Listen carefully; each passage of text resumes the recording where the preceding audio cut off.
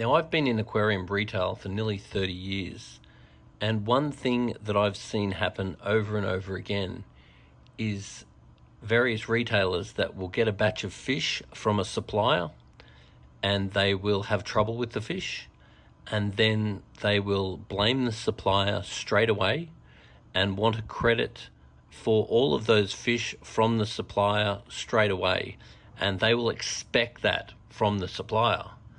Now, I want to say that's very destructive behaviour. It's destructive for that store's reputation, it's destructive for the wholesaler, and it's destructive for the industry, and more on top of that, it's destructive for the fish. Because a very large percentage of the time, you get a batch of fish from the supplier, you put it in your system, and there can actually be something wrong with your system. So the first thing you need to do is you need to analyze the system and make sure that everything is running perfectly with the system. You need to ensure that all your water tests are done, and you need to make sure that your medication routine with veterinary medications is effective. And just because you've had fish in that tank in the past and you haven't had a problem, that does not mean that it is necessarily okay to put fish in. You need to be following correct protocols, and you need to be testing and ensuring that everything is okay. Now, if you have tried veterinary medications, if you have analysed your system and what nutrients you're offering these fish and so forth, if you have exhausted those other possibilities, then having a conversation with your supplier about those fish is what is required. You know, there are times when fish come from a supplier and you can tell basically straight away that there is an issue.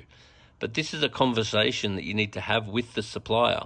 You don't need to straight away go on the defensive and assume that it is the supplier's fault. You do need to look at yourself first. You need to look at your own systems first, your own procedures first. You need to look at how you introduce those fish, how you acclimatise them, what you mix them with. So once you rule out your own faults, then having a conversation with the supplier in order to get to the bottom of the problem is really the way that you need to look at it. You really don't want to just go on the attack straight away and say, I bought fish from you, these fish died, therefore it is your fault. Because sometimes it will not be the supplier's fault at all.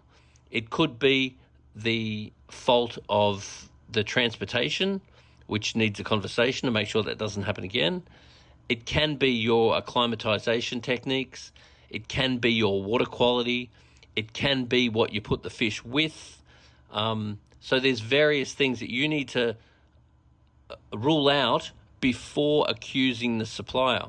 And once again, I really recommend building a relationship with the supplier and not just blaming them straight away. Now, I have made a video which you can find on the Pet Industry Association Facebook page, which I really recommend that you do have a good watch of. And you can use this video very much like a checklist. So this video is called How to Sell Healthy Fish in a Retail Store. So I really recommend having a watch of this video, even if you've been keeping fish for a very long time.